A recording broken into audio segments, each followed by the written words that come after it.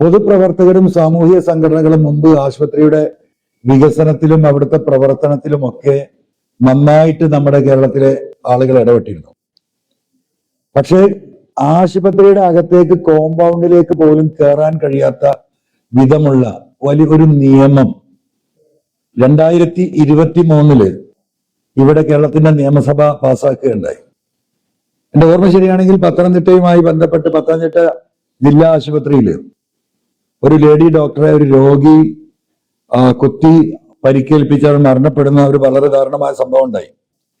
ആ സംഭവത്തിനെ ബേസ് ചെയ്തുകൊണ്ട് ചില പ്രതിഷേധങ്ങൾ കേരളത്തിൽ ഉയർന്നപ്പോൾ അതിനെ മറികടക്കാൻ വേണ്ടിയിട്ട് പെട്ടെന്ന് അന്നുണ്ടാക്കിയൊരു നിയമം ഉണ്ടായിരുന്നു. ഈ പറയുന്ന മെഡിക്കൽ സ്റ്റാഫിനും മെഡിക്കൽ ഇൻസ്റ്റിറ്റ്യൂഷൻസിനും ഇത്തരത്തിലുള്ള വയലൻസിൽ നിന്നുള്ള ഒരു പ്രൊട്ടക്ഷൻ കൊടുക്കുക എന്ന രീതിയിൽ അന്ന് കൊണ്ടുവന്ന ഒരു അമെൻമെന്റ്. ആ അമെൻമെന്റിന്റെ ആ ബില്ലിന്റെ പേര് Kerala health service persons and health service institutions prevention of violence and damage അമെൻമെന്റ് ബില്ലാണ്. ഇത് വളരെ ജനാധിപത്യ വിരുദ്ധമായ ഒരു ബില്ലാണ് എന്ന് അന്ന് നിയമസഭയിൽ തന്നെ ഞാൻ പറഞ്ഞതാണ്. ഞാൻ ഈ ബില്ലിന് അനുകൂലമായിട്ട് അന്ന് വിപ്പുണ്ടായിട്ട് പോലും അതിന് കൈബന്ധിക്കാതെ നിയമസഭയിൽ നിന്ന് ഇറങ്ങി വന്ന ആളാണ്. കാരണം ഇന്നിപ്പോ ഫോറസ്റ്റിൽ എന്താണ് സംഭവിക്കുന്നത്? ഫോറസ്റ്റിന്റെ അകത്ത് നടക്കുന്ന ഒരു കാര്യങ്ങളും ജനങ്ങൾക്ക് അറിയാനോ പൊതുപ്രവർത്തകർക്ക് അറിയാനോ പഞ്ചായത്ത് പ്രസിഡന്റിന് ഇടപെടാനോ കഴിയില്ല. കാരണം അവിടെ എഴുതി വെച്ചിരിക്കുന്ന board trespassers will be prosecuted എന്നാണ്. ഫോറസ്റ്റിന്റെ അകത്തേക്ക് മനുഷ്യരുടെ ഇടപെടലിനെ അവസാനിപ്പിച്ച ഒരു നിയമ അമെൻമെന്റ് ആണ്. അത് സ്റ്റേറ്റ് ഉണ്ടാക്കിയതാണ് കേട്ടോ. ദേശീയ തലത്തിലെ ഇന്ത്യയിൽ ഒരു സ്ഥലത്തും ഫോറസ്റ്റിലേക്ക് കയറുന്നതിന് ഒരു പ്രിവെൻഷനും ഇല്ല. അപ്പൊ ഇവിടെ എങ്ങനെയാണോ ഫോറസ്റ്റിനെ കൈക്കലാക്കിയത് അതുപോലെയാണ് 2023 ഈ prevention of violence and damage of health persons and institutions എന്ന് പറയുന്ന ഈ ബില്ല് വഴി ഉണ്ടാക്കിയത്. അപ്പം ആശുപത്രിക്കകത്ത് നടക്കുന്ന ഒരു കാര്യത്തിലും ഒരു പഞ്ചായത്ത് പ്രസിഡന്റിനോ ഒരു മുനിസിപ്പൽ ചെയർമാനോ കോർപ്പറേഷൻ മേയർക്കോ ഒരു പഞ്ചായത്ത് മെമ്പർക്കോ അവിടെ പോയിട്ട് എന്താണ് നിങ്ങൾ ഇത് ചെയ്യാത്തത്, എന്തുകൊണ്ടാണ് നിങ്ങളുടെ പ്രശ്നം എന്ന് ചോദിച്ച് ഇടപെടാൻ കഴിയില്ല. ആ നിയമം സസൂക്ഷ്മം നമ്മൾ പഠിച്ചു കഴിഞ്ഞാൽ ഒരു മെഡിക്കൽ ഓഫീസറുടെ ഉദ്യോഗസ്ഥന്റെ കണ്ണിലേക്ക് രൂക്ഷമായി നോക്കിയാൽ പോലും അവരെ ഭീഷണിപ്പെടുത്തി എന്ന് പറഞ്ഞുകൊണ്ട് ഈ പറയുന്ന എന്താ പറയാ അവരുടെ കൃത്യനിർവഹണം തടസ്സപ്പെടുത്താൻ PDDP ആക്ട് ഉപയോഗിച്ച് ജയിലിലടക്കാവുന്ന നിയമം ഉണ്ടാക്കിയത് പിണറായിയാണ് 2023. ഇവിടുത്തെ ഹെൽത്ത് സർവീസിൽ എല്ലാവർക്കും പ്രൊട്ടക്ഷൻ കൊടുക്കണം, യാതൊരു തർക്കമില്ല. വലിയ ത്യാഗത്തോട് കൂടിയിട്ട് രാപ്പകലില്ലാതെ ഡോക്ടർ ഹാരിസിനെ പോലെയുള്ള എന്താ പറയാ ആയിരക്കണക്കിന് മെഡിക്കൽ സ്റ്റാഫ് ഇവിടെ വർക്ക് ചെയ്യുന്നുണ്ട്, നമുക്ക് അറിവുള്ളതാണ്. പക്ഷേ നല്ല പുഴുക്കുത്തുകൾ ഇതിലുണ്ട്.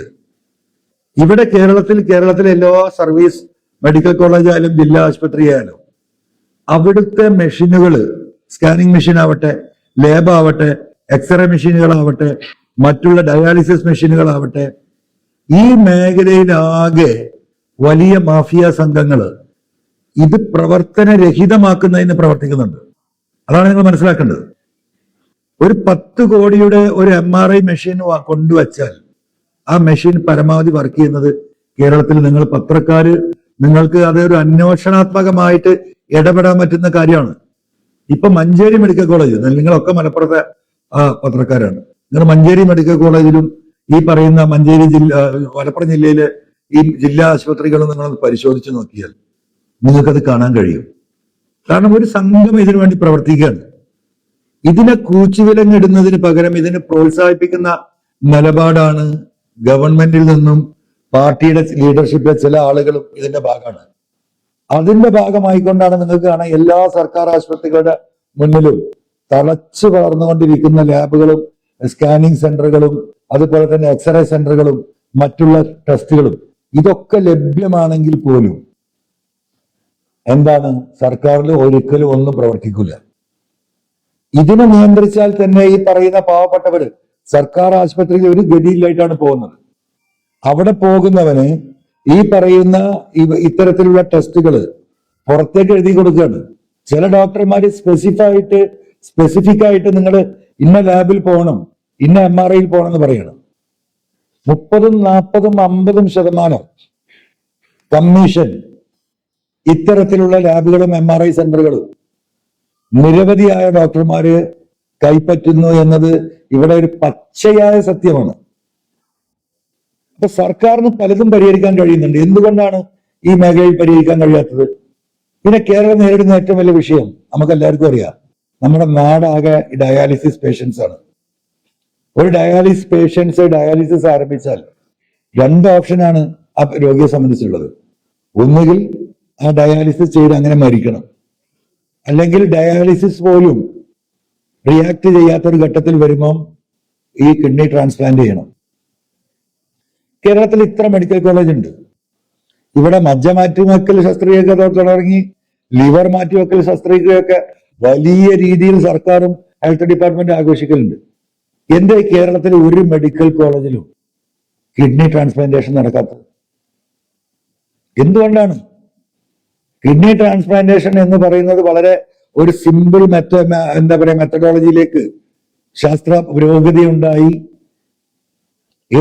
ഒരു ആവറേജ് ഹോസ്പിറ്റലുകളിൽ, കേരളത്തിലെ പ്രൈവറ്റ് ഹോസ്പിറ്റലുകളിൽ കിഡ്നി ട്രാൻസ്പ്ലാന്റേഷൻ നടത്തുമ്പോൾ ഇന്ത്യയിലെ ഏറ്റവും വലിയ ഹെൽത്ത് കെയർ എന്ന് സർക്കാർ കൊട്ടിഘോഷിക്കുന്ന സർക്കാർ ആശുപത്രികളിൽ എന്തുകൊണ്ട് കിഡ്നി ട്രാൻസ്പ്ലാന്റേഷൻ നടക്കുന്നില്ല എന്നത് വളരെ ഗൗരവതരമായിട്ട് ഈ സമൂഹം കാണേണ്ട ഒരു വിഷയമാണ്.